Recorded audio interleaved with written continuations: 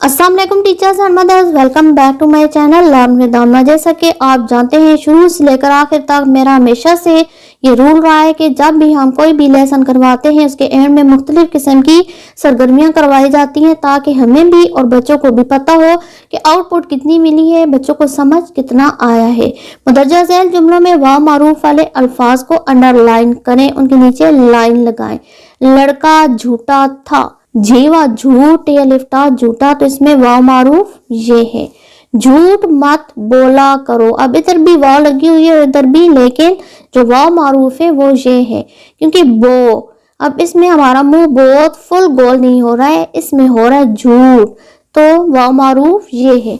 आलू भून कर खा, दोनों जो वाव हैं वो वाव मारूफ के तौर पे लगी हुई हैं, दोनों का हम अंडरलाइन करेंगे। आड़ू तोड़ कर खा, आड़ू, मुंह पूरी तरह गोल हो रहा है लिहाजा ये वाव मारूफ है।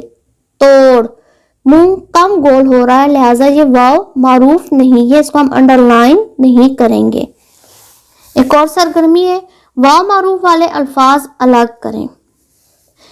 इसमें दो तरह की वाव लगी हुई है, लेकिन हमने वाव मारूफ जिसमें हमारा मुंह पूरी तरह गोल होता है और अच्छी तरीके से वाव ज़ाहिर हो रही है, हमने उनको अलग करना है। पूरा, ये जो वाव है बोला, ये नहीं होगी वाव मारूफ पूरा, तो हम इस खाने में लिख देंगे पूरा। और आम वाव बोला, हम इधर लिख देंगे झूला, झूला इधर लिखेंगे। और आगे तोता, तोता आम वाव में आ रहा है, ये आम वाव इसलिए लिखा है क्योंकि ये भी एक अलग वाव है, लेकिन इसकी डेफिनेशन अभी मैंने नहीं बताई है, वो नेक्स्ट सेशन में हम बताएंगे।